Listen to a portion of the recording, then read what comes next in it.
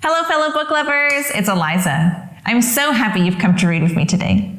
Do you like to collect things? Sylvester the donkey loves to collect unusual pebbles. One day, he even finds a magical one. But when he's in a rush, he accidentally makes the wrong wish with his new pebble. Who can help him get back home? Let's travel to the town of Oatsdale to find out what happens to Sylvester and his magic pebble. Sylvester and the Magic Pebble by William Steig. Sylvester Duncan lived with his mother and father at Acorn Road in Oatsdale. One of his hobbies was collecting pebbles of unusual shape and color. On a rainy Saturday during vacation, he found quite an extraordinary one. It was flaming red, shiny, and perfectly round like a marble. As he was studying this remarkable pebble, he began to shiver, probably from excitement, and the rain felt cold on his back. "I wish it would stop raining," he said. To his great surprise, the rain stopped. It didn't stop gradually, as rains usually do. It ceased. The drops vanished on the way down. The clouds disappeared. Everything was dry, and the sun was shining as if rain had never existed.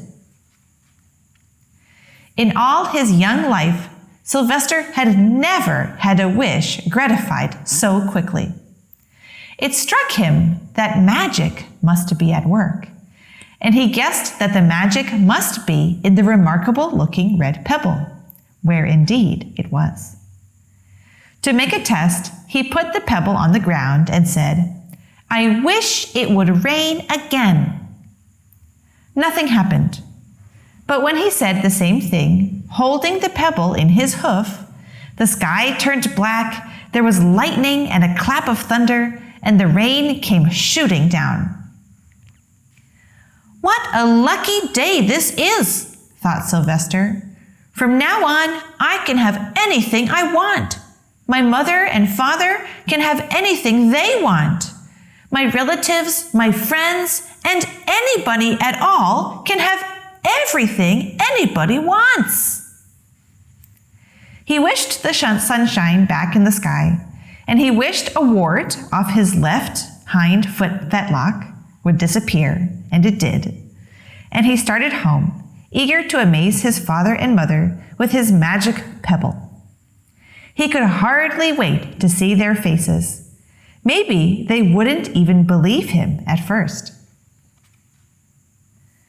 As he was crossing Strawberry Hill, thinking of some of the many, many things he could wish for, he was startled to see a mean, hungry lion looking right at him from behind some tall grass. He was frightened. If he hadn't been so frightened, he could have made the lion disappear, or he could have wished himself safe at home with his mother and father. He could have wished the lion would turn into a butterfly, or a daisy, or a gnat. He could have wished many things, but he panicked and couldn't think carefully. "I wish I were a rock," he said, and he became a rock. The lion came bounding over, sniffing the rock 100 times, walking around and around it, and went away, confused, perplexed, puzzled, and bewildered. "I saw that little donkey clear as day. Maybe I'm going crazy," he muttered. And there was Sylvester, a rock on Strawberry Hill, with the magic pebble laying right beside him on the ground, and he was unable to pick it up.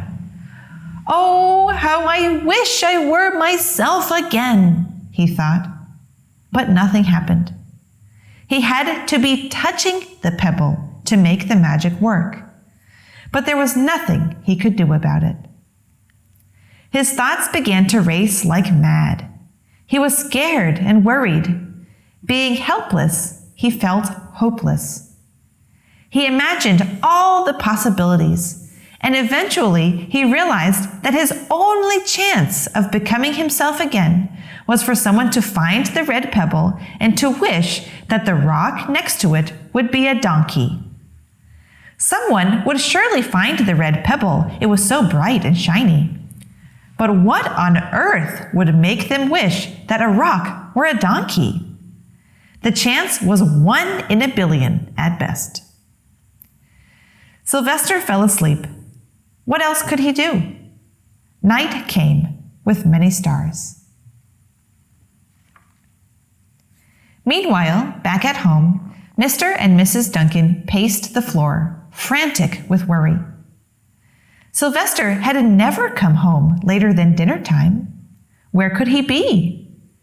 They stayed up all night wondering what had happened, expecting that Sylvester would surely turn up by morning. But he didn't, of course. Mrs. Duncan cried a lot, and Mr. Duncan did his best to soothe her. Both longed to have their dear son with them. "I will never scold Sylvester again as long as I live," said Mrs. Duncan, "no matter what he does." At dawn, they went about inquiring of all the neighbors. They talked to all the children, the puppies, the kittens, the colts, the piglets. No one had seen Sylvester since the day before yesterday. They went to the police. The police could not find their child. All the dogs in Oatsdale went searching for him. They sniffed behind every rock and tree and blade of grass, into every nook and gully of the neighborhood and beyond, but found not a scent of him. They sniffed the rock on Strawberry Hill, but it smelled like a rock. It didn't smell like Sylvester. After a month of searching the same places over and over again, and inquiring of the same animals over and over again, Mr. and Mrs. Duncan no longer knew what to do. They concluded that something dreadful must have happened, and that they would probably never see their son again, though all the time he was less than a mile away. They tried their best to be happy, to go about their usual ways, but their usual ways included Sylvester, and they were always reminded of him. They were miserable. Life had no meaning for them anymore. Night followed day, and day followed night, over and over again. Sylvester on the hill woke up less and less often. When he was awake, he was only hopeless and unhappy. He felt he would be a rock forever, and he tried to get used to it. He went into an endless sleep.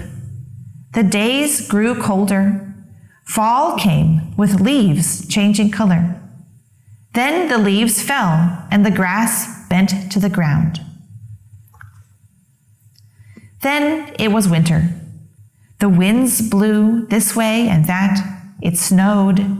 Mostly the animals stayed indoors, living on the food they had stored up. One day a wolf sat on the rock that was Sylvester and howled because he was hungry.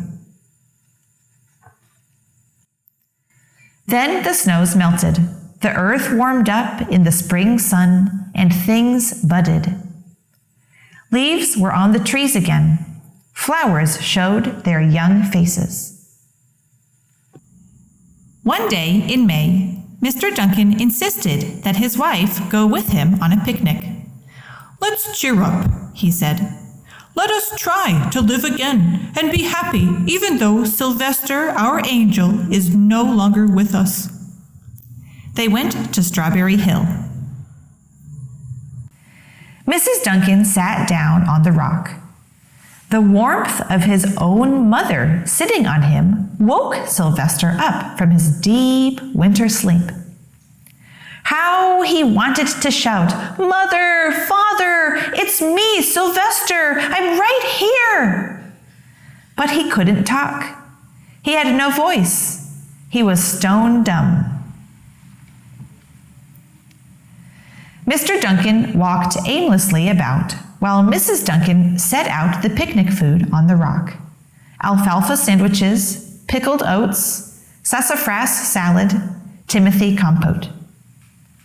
Suddenly, Mr. Duncan saw the red pebble.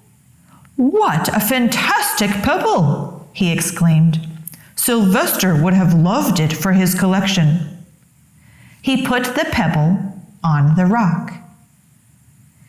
They sat down to eat. Sylvester was now as wide awake as a donkey that was a rock could possibly be.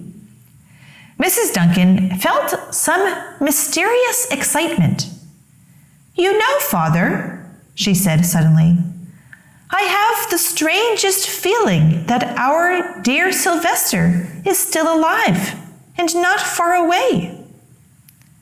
I am, Sylvester wanted to shout, but he couldn't. If only he had realized that the pebble was resting on his back was the magic pebble. "Oh, how I wish he were here with us on this lovely May day," said Mrs. Duncan. Mr. Duncan looked sadly at the ground. "Don't you wish it too, Father?" she said. He looked at her as if to say, "How can you ask such a question?" Mr. and Mrs. Duncan looked at each other with great sorrow. "I wish I were myself again. I wish I were my real self again," thought Sylvester. And in less than an instant, he was. You can imagine the scene that followed. The embraces, the kisses, the questions, the answers, the loving looks, and the fond exclamations. When they had eventually calmed down a bit and had gotten home, Mr. Duncan put the magic pebble in an iron safe. Someday they might want to use it, but really, for now, what more could they wish for? They had all that they wanted. The end. Thank you so much for coming to read with me today. See you again next time.